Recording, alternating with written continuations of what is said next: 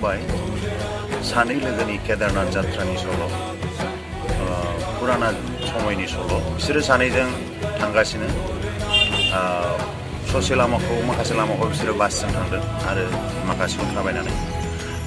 बिसोरनि बैसोआ 60 बोसोर बारजोब्बाय सानैनाबो थाबायनानै पाहाराव जेला थांनानै मोनसे गामि मोनो बे गामियाव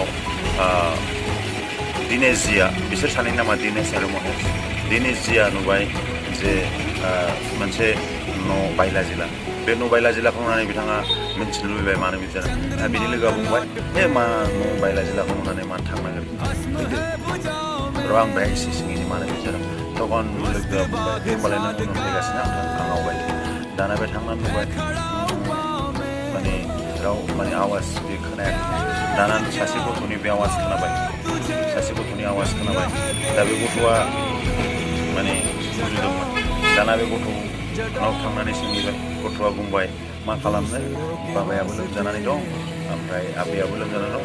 आरो बिदि अबस्थाया बे न'नि अबस्थाया जाहैबाय माने बिराद मोनसे बारहुंखा फैनानै न'खौ बिदि खालामलांबाय दखानाबो जोंना सेस दखानाबो दंस जाबाय बाबाहा मोनसे फिसा गालामाल दखान दंमोन दाना बियो सानबाय बे दिनेश जिया सानबाय जे होमबाथ' आं मदद होनांगोन बियो थानानै ओमफ्राय उनाव डाक्टार लेंना लाबोबाय जाग्राबो बायना लाबोबाय जाग्रा जेबो गैयामोन दा बियो संनानै मानानै बिसोरखौ सेबा होनानै जाहोबाय गावबो जाफाबाय ओमफ्राय दाना बे सानबाय होमबा आं थांसै दाना केदारनाथाव जेला थांनो नागिरो अब्ला बै गथ'आ बेखौ हमथानानै बहा थांनो नोङो आंथ' उन्दै मानसि आं बे आबै लोमजानायखौ बाबा लोमजानायखौ बोरै मदद होनो हानो आंनि आइयाथ' आं उन्दैयावनो आं दाबो उन्दै आरो उन्दैयावनो रुंसारि जादों तखन बियो सानबाय दिनेश जिया जे आं बुंबा थाङाखै 12 दिनसो थाबाय बियो बिदिनो बिसोरखौ सेबा होबाय जाहोबाय दाना बिसोर माने बै गथ'नि बिफायाबो आरो बिबैयाबो मोजां सुस्थ' जाबाय दाना बिसोर बुंबाय नों थांनो हासिगोन दाना होननानै तखन बियो बेगाव हानहरबाय सना आंथि दङमोन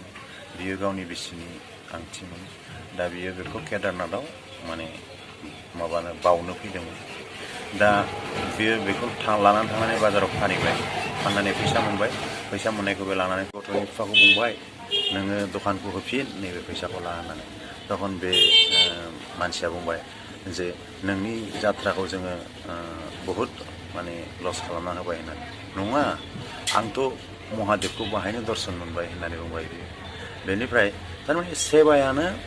परम धर्म जे